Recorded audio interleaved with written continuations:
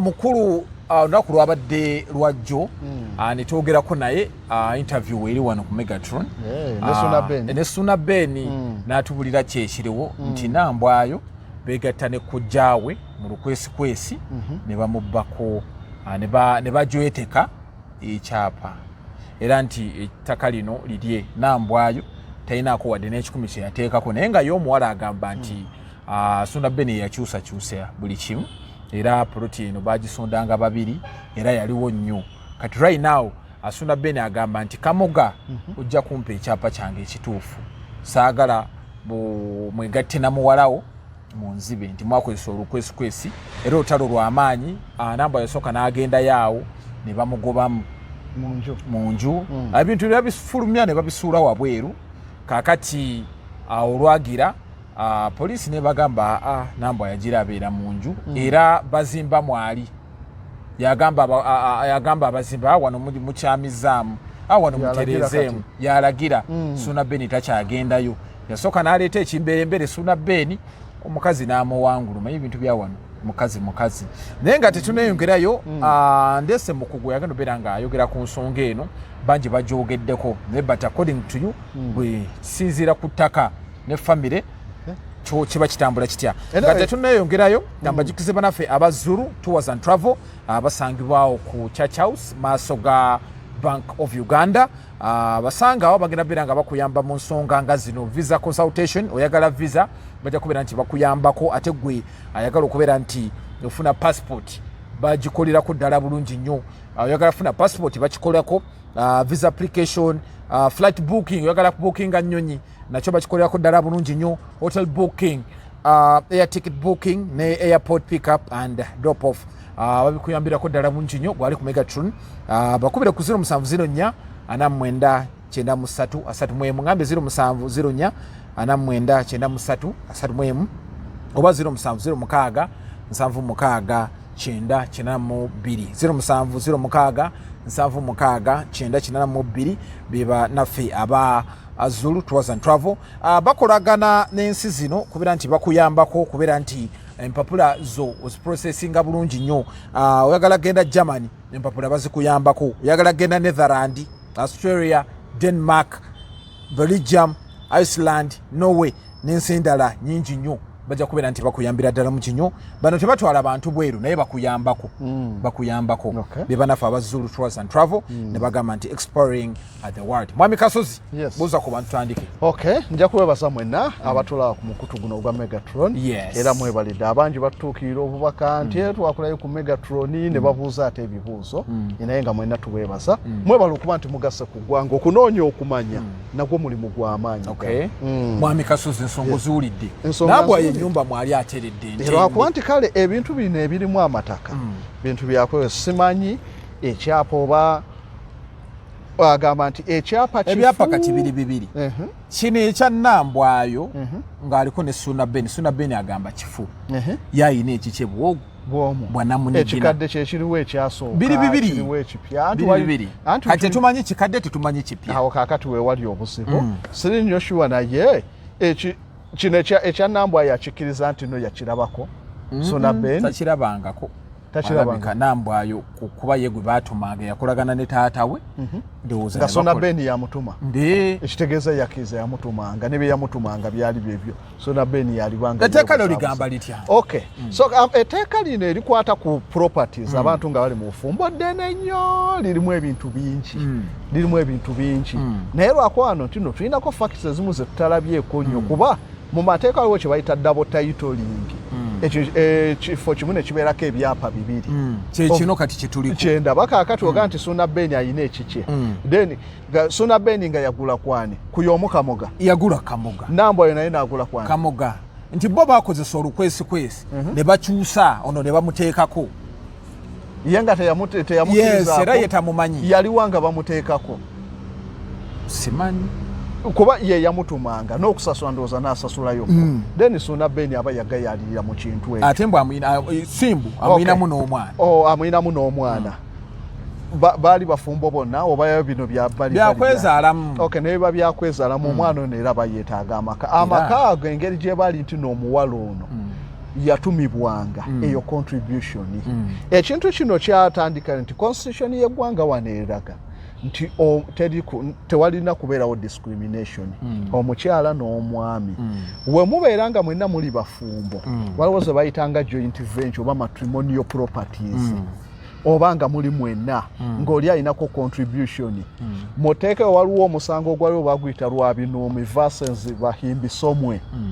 nga no bawaaba nga bakusharinga bintu kooti nesalawo nti no wekiba nti matrimonial property oba mwazikola mwenna joint venture gundi yateekamu noono n'ateekamu mulina okusharinga equally so kakati wekibeera nti eno omuwala yateekangamu n'amutuma eyo era ebeera effort aba ataddemu naye abayerekereza gw'oli eri n'agenda n'akola ki n'akola ate naye wamu trustinga nti asobola okukola n'olwekyo omuwala abeera mwakolagana enkolagana yaliwoko yes abeera ne yaliwoko yaliwo n'omuzaalamu n'omwana nti naye muba mwawukanye omwana ono bakiyita parentage rights bagamba ennyumba yemubanga mubadde nayo agenda osigaza omwana ate si yaba asigaza enju lwe mubanga gye mubadde residential gye mugenda okwebakamu agenda osigaza omwana bamuditamiringa bati nambwayo abeere mu kuba yayina omwana Suna Ben sisuubira nti asobola okulabirira omwana Suna Ben abeera mu kuyimbako abeera mu bintu nambwayo asobola era ebaba bawa parentage right batunuulira ani ayinawo omwana best interest of the child omwana ani era ani ayina obusobozi okulabirira omwana ono ate ebbanga lyonna bukyanga baawukana Suna Ben yayina omwana oba nambwayo kitegeeza ye mutuufu Suna Ben abireke omukazi asooka abeere n'omwana anti kaka Suna Ben wasigalira ne right nti nno nga ye omusajja yateekamu abeera ne right 50-50 wabeera singa basobola okukiziganya kyalina okukola akiziganye na mukyalo oba takyasobola kubeera naye akiziganye naye nti munaye olwakino kino kale katutunde enju oba tusheyalinga otwaleko 50 nange ntwaleko 50 kuba sisuubira omukyalo oyo olaba ye agamba nti ye ayagala omwami oba akomawo babeere bonna kyangu nnyo ayagala bebi we ayagala binyanyanyanya we ate ne competition nene amanyi wagendeyo abamuyina bangi kati wabeera wali naye kumpi kiba kimukolera obuzibu bwa jiddi ono mwana namba ayo mugezi Suna Ben yabadde agenda kufuna omukazi omulala gwabassa mu nyo kyeyakoze nadduka zambwa kaakati kyekyo nti abasajja abasinga tujja tutunulira abakazi bano abasinga kati bagenda mu bufumbo abafamile zitegeera ng'omwana bamaze okumunnyonnyola ligo rights ze wawe ziba nti woogenda mu bufumbo buli ka document k'omusajja beerako n'omukono Suna Ben yali mu mukwano n'omwana ono atuuke n'omuzaalamu atubuulira amazima yabimutumanga n'ekyapa ekyo kirabika kyekituufu eky'omukazi kyaliko byonna byoyogera bino ndabira ddala nti omukugu gw'endeese yeeyo omanyi waliwo abantu abeeyita abakugu nga babeeyita bweyisi kuba Suna Ben okusinziira ku information gwe nnina n'emikwano gya Suna Ben yatambulanga ne Nambwayo nga Nambwayo yasolooza ne ssente waliwo n'omuntu omu gwe yawaako ku ssente nga bwabinyanyanyanya obusente nga bwabinyanyanyanya bw'abantu bano abanaku Nambwayo nga yakwata n'essente ku mukolo yakola ki yagenda mu binyanyanyanya kaakati awo nkitegedde we kiva ti Suna Ben yafuna omuwala ono ate kuko okusoma kwe kulungi ate ng'omuwala ye muwala ali proactive kyekyo kyennyini kino kyekirina okuba ekyokulabirako eri abawala bona recently twakalaba omugagga gwe basalidde omusango wano omukazi n'agenda n'ente 2 ne kateni nga balina ebintu bya biliyoni nga 3 kukyavudde kuki nteeka bweriga omukazi yagenda mu bufumbo nga Suna Ben yagenda mu bufumbo ng'ali ku laavu n'abeera housewife omutuufu abeera waka buli kimu kyakola akikola ne ignorance ey'ekika ekyagulu nga Suna Ben naye wenyinza siri sure ku biki biri mu bipapula naye we tunajja tugenda tujja bifuna yes oba Suna Ben kike oba kyalabi abadde ignorant then ekirala trust yagiteeka mu mukyala nti omukyala kola kubali kola kwa abasajja tukiraba bulijjo omusajja ajja n'afuna omuwala oba kasomyeko n'akafuulanga kakashi yake biki byonna ebyo Suna Ben kye yakola kati oli omukyala ensobi gye yakola bwe yagenda mu bufumbo yadda mu kubeera housewife ennyumba zonna ze yasanga n'omusajja omusajja nga zirigesa nga manya g'abaana be ennyumba gye basulamu ng'omusajja ali yagigula before bagenda okutandika obufumbo babagatte ng'ennyumba yazigula emabega emyezi ng'ebiri ebyo byonna buli kintu ky'osanga omusajja nga yakikola dda Ssuuna Ben ekimutaasa aleeta endagaano nga yagikola n'omwami oli eyamuguza nga yali before ng'oba tebannatandika kweyagala na muwala ono obanga ne poloteno okugigula balina ennambwa ayo bati kakati atumenyeza ki Ssuuna Ben ajja tumusomesa busomesa mateeka ajja gasomera no ku mega kibeerera ddala kye bayita matrimonial property mu mateeka gonna na wano wenkulaze lwa binuumi verses bahimbisomwe kooti yasala nti mu bufumbo bwonna ekiyitibwa matrimonial property kirina okusharingibwa equally wakati w'abafumbo ababiri then zino properties endala ze zitalina kubeera ti properties tya moze nakusanga wagula dde ekintu kyo wagenda okukyala okwanjula omukyala ng'ennaku z'omwezi oba 10 ogw'omusanvu nga wagula ddanga 5 kitegeeza omukyala aba talinaako contribution okwo eyebeera personal property era temusobola gigabana w'oba wasikira ekintu nti maama ye yakuwa ekibanja kiikiri nga kya maama ekyo temukigabana kuba talinaako contribution naye kino kye mwakola nga muli mu bufumbo mwenna kye wagula kyonna kiba kimukakatako kuba mwali mwenna etegeeza contribution n'amaanyi ge gabalibwa n'olwekyo nnambwa wabanga ekyo baabikola bonna ono bw'aleeta ssente oli wasa kimala bumazi talina kyajja kukola kujja muntu oyo mu nnyumba eyo. Oyina akantu kongambye nti before nga tannafuna nnambwayo yalirina oba yalifunye afuta ng'afunye nnambwayo nenkuddamu negamba nti yalifuna afuta ng'afunye nnambwayo ayina kudda ku bagaini na nnambwayo nti kale katutunde otwaleko obukadde 10 nange ntwaleko 10 ya mu convincing kuba naye ayinako sheya ku nju eyo 50% naye ate obuzibu nti n'omwana akyali muto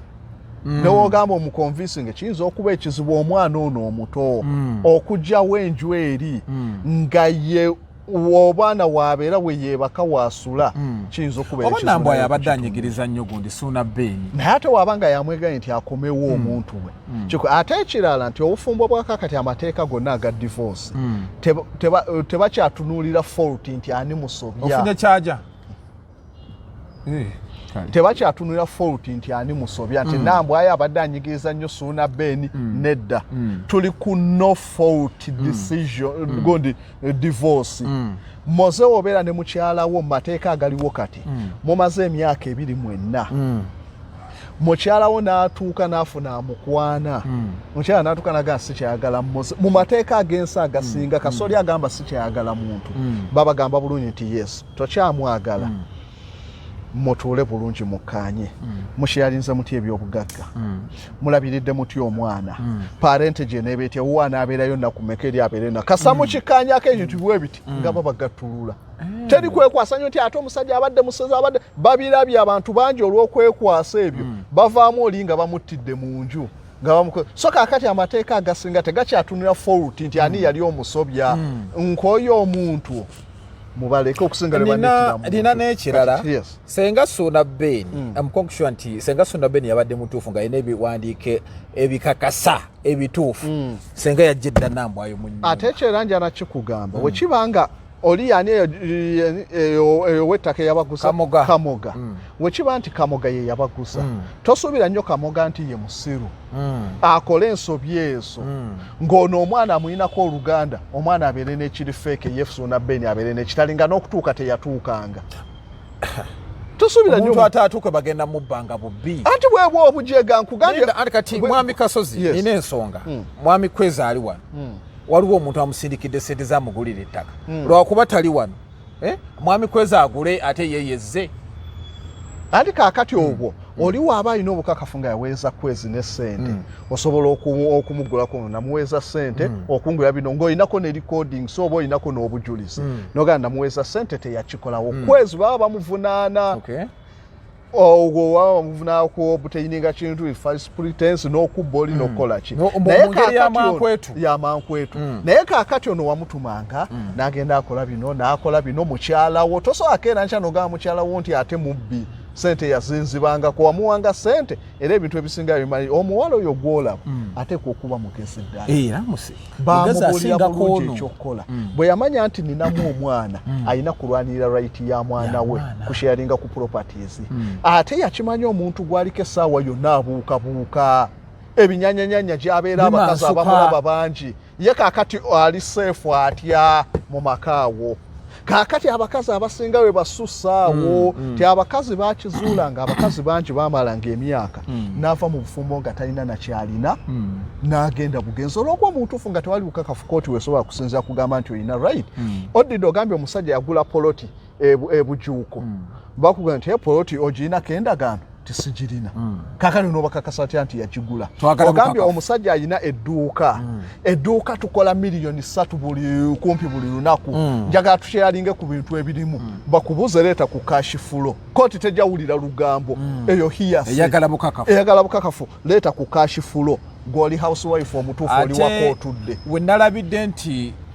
omukulu nyanyanyanya gumuse mu vi kasa yagambye nti nze nambwa simuyinaako buzibu naye Kamoga ajja kumpa ekyapa kyange mukamoga beba yekolagana n'omuwala be babba omwana kati yagamba ngenda kufaafagana ne Kamoga paka ati ajja kufaafagana ne Kamoga ati angoredde ekyapa akirina nti omukyala wuuno oyinza okusanga omukyala nga yagula oba na mu mannya ge kuba ye yalinga asasula ebyo byonna Suuna Ben tetubimanyi nnyo kituufu kiri muli so okutwalizaamu Suuna Ben yalagajjalira sente ze tebasobola muteekako omusango gw'okulagajjalira sente tebasobola naye nti gwe gujja okudisplay ignorance has no defense nti wookera enkya gwe n'okwata bubi muntu n'omuwa sente tebazivaluwinga sente n'okwata bukwa sente genda okole kino wayise ebbanga bukyanga basayininga ndagaano ezo olwo olyoka ojjukira okuzibanja okujjako agambe nti naye yagenda era omuwala mpozi aba yazimuwanga bubi nga yagenda naye n'asasulayo ku ttaka lyerimu eryo yagenda koza ina statement yakoze n'agamba nti okumanya ndi mutuufu attaka eryo lyali liganyi nga gundi mwami Kamoga amanja miliyoni 10 nampa amagezi naŋŋamba nti gende Masaka tutekekangayo bakwagala neyegatta ne munnono w'ebinyanyanyanya omulala baziira ne bategeka era miliyoni 10 n'azireeta n'azimuwa ekyapa yakirabako we yakirabako yasayiningako nedda teyakimuwa yamugamba ojja kifuna anti yali amwesiga yamugamba ojja kifuna yamugamba ojja kifuna naye Suuna Ben abadde abanja ekyapa kye ngondo takimuwaamu buzaabuza kaakati wagenza okukizuula kaakati agamba atya nti alina ekyapa nga takirabanga nako kyekiri kyogambo yalagajjalira sente ze era n'abeera mu kooti bwe bulimba obusooka ekyapa nkirina ate sikirabanga nako Nambwa yakozesa advantage y'omwana so kyekyo kyenyini Nambwa yalina advantage y'omwana n'okusasula abadde asasula n'omalayo n'ettaka n'otoddayo kireyininga kyapa ebbanga nerigenda yali amanyi nti Nambwayo muzi Nambwayo naye ndowooza yabbamu awo trust yali ku mukyala ng'amanyi Nambwayo atuuka alabika abikolako akkirize yatrustinga nnyo omukyala n'amuwa emirimu mingi so kaakati y'omukyala mu process kasita alabye ng'obufumbo alaba omusajja wali agenda leeta pikidde mu mama omulala mu nyumba ayina okulwanira omwana we kati n'ekyo ate kyabadde akoze ennyumba eyo kuba mu kugizimba Nambwayo nkakasa yali paati kuba batandise kayana kati ku nyumba naye mabega baleka baali ababadde bumu era Nambwayo alabika abadde Buganda na Mengo kaakati omuwala ono kubwe mulaba ateekwa okwa buli kyabadde agulawo ono wamuwa sente n'agenda agula ne risiiti alabika azirina titwagula sementi ku hardware ya gundi ebyo byokka byamaze okuba Suuna Ben oyinza okwesanga Suuna Ben talinaako na risiiti ng'agula ebintu ku nyumba awo okugizimba Suuna Ben tebamujeemu kyenkulaze nti era bino bigenda kujja biwa abantu bonna okuva ku mukyalo ono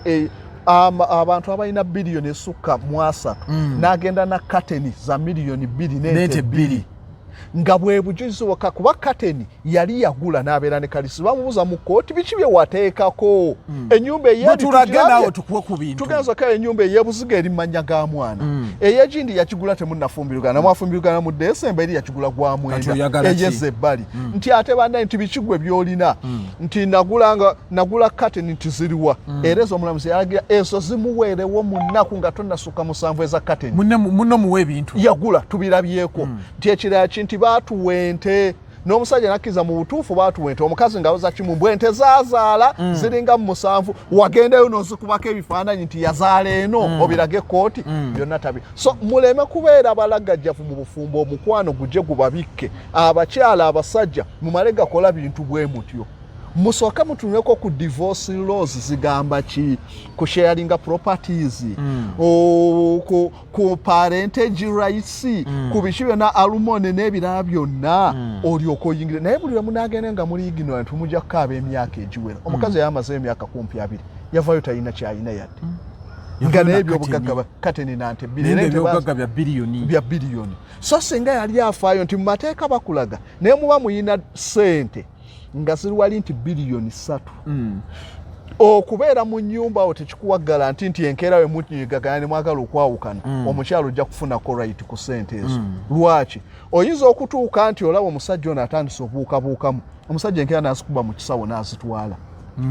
gojja kusigawo kayana nti tubadde nese so singa baba advise nga kwata essimu yo bwoti funa mukwano gwakukwate bulungi okwate roolo emu ku emu ey'essente nti eno ya miliyoni nga 5 weekubye ebifaananyi nazo gw'osirikira ebifaananyi olugero bwetoga nti tubadde ne ssente ziizino basobola okwestimatinga nti buli banki oba buli kagunja kalimu ssente mmeka ne balabako ddala mubadde nazo omusajja waziteekawa tulage gye wazibankinga tulage gye wazinvestinga tulage gye wakolaki osobola okufunako mugenze mu kooti kooti tejja kuwulira buwulizi bibozibozi byammwe tinze namuwanga ssente n'agenda ewagundi bakiyita habeas corpus bring the evidence kaakati Suuna Beni ebintu ewaaba yabikola omuwala yamuyitamu ate nze we nakakasiriza nti Nambwayo mugezi yatuuse n'okugamba sente zeze yazimbamu yagamba poloti naye sente zeze yazimbamu ennyumba tusobola ozimuwa poloti ya muwala kuba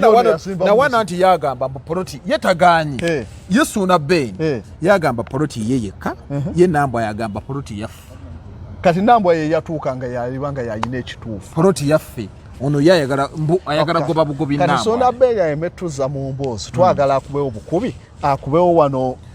kyapa kye bujulizi ne Nambwayo ffe tutunulire ebyapa tutunulire kino kyali mwaka ki kino kyali mwaka ki tutunulire kiriwo ekituufu ne gundi yo kamogaveya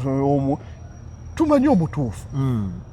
ekyo kidewali dabota kino ekimu kiveewo kino kidewali then we tuzuula nti Suuna Beni ye mutuufu tudde mu nzimba y'ennyumba eyo wazimba omuwala yateekangako ki omuwala yagulanga ebintu kuba omuwala oyo ku magezi g'alina ateekwa okuba n'emiti egyakalituusi gye baagwa ateekwa okuba yagifunangako ne risiiti nze kuba omulaba omuwala bwe yeematirawo nina ekibuuzo kye njagala mbuuze for example ettaka lino nga balizimba baaligula babiri mu kutuuka okuzimba ennyumba eno ne batuuka nga Suuna Beni yekka yateekako ssente ze awo baba bagusala bati anti kaakati Suuna Beni yateekangako ssente ng'ono ayina omwana obudde bwe yali mu maternity olowooza yalikoze nga Suuna Beni ali lubuto lulwo tolweganyi muguze mwenna bituuse gw'oli eri okola yalera mwana tubala mwali mukola wali olina obuvunanyizibwa bw'oliko lwaki gwe tewajja n'obeeranga n'omwana n'omusitula watuukanga okugenda naggololera engoye kuba bateekwa baali bonna yamuzaalamu nga balina we bali oba bapanga oba bakola ki naggololera yagendangayo n'amubbiirirako teyabeeranga naye nnyo ate ne Suuna Beni waaba teyagaana nti no simuzaalanga mwera si mukyala wange ennyumba eri n'agimulaga nti no tuguze poloti waawa yategeera atya kimala bumazi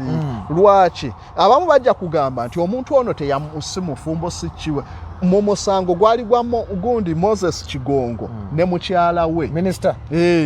baali balwanira Musa Court wali mu kibuga batuuka Moses Kigongo abagamba tinze omukyala Saamwanjula tebaatugatta na mbaga n'olwekyo si mukyala wange talina kayanira bintu omulamuzi yagusala n'agamba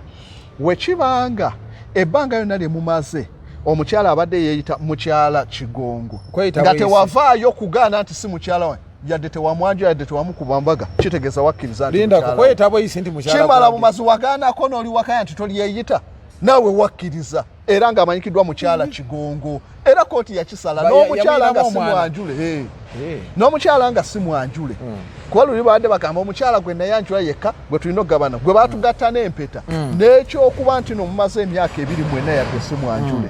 n'ekyokuba nti naakozesa erinnya nti mukyala Mmoze mukyala kimala mumaze okukakasa nti mukyala w'omutuufu so kaakati n'ekyo newabeera tajja gamba nti n'omukyala tebatugattanga tebakolanga abadde amanyikiddwa nga mukyala Ssuuna yavaayo n'akiwakanya ekyo kye bakola tekyongera kugonza bubbi bw'abakazi anti kaakati era kyekigenda okugezwa nti abakazi amateeka kasita gaayagala okulaba nti balifutinga